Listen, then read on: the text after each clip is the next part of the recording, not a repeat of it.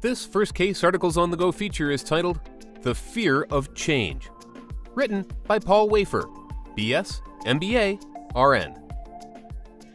Many years ago, when I was director of a very busy 15-room OR in an urban area, I thought it impossible that our operating room could survive without a night shift.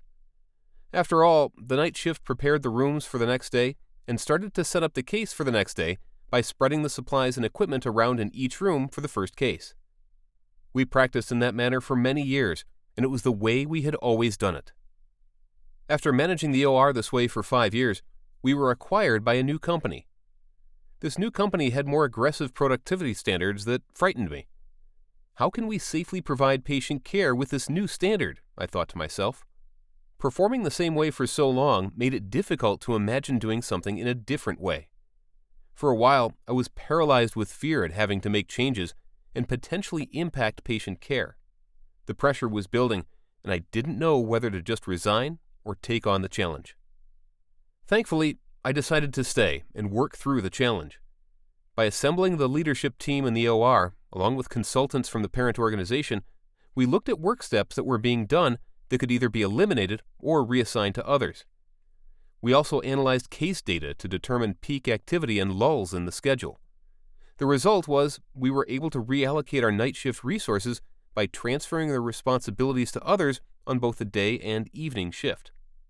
We also modified the staff schedule, surgery schedule, and scheduling hours to more closely model the actual schedule history. This allowed us to meet the new productivity targets without affecting the care provided to our patients and also maintain physician satisfaction. This experience taught me a great lesson that I carry with me every day.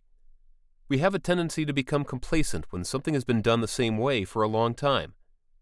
Even though the environment in healthcare is changing rapidly, it can be difficult to realize how we must modify our practice to meet the challenge. One of the best ways to confront and overcome fear is to be willing to take a fresh look at the data and information available to you on the particular topic. If it's room turnover times, for example, even if you think you know exactly which cases are quick and which take much longer than average, really look through the data itself. Be willing to let the data talk, and then be willing to listen to what it tells you about your current process. Many times, this simple step of looking past what we think is going on into the reality of what's really going on in our ORs can be enough to give us the courage we need to commit to making a change. The fear may never quite go away, but it doesn't have to keep you from acting in the best interest of your teams and your patients.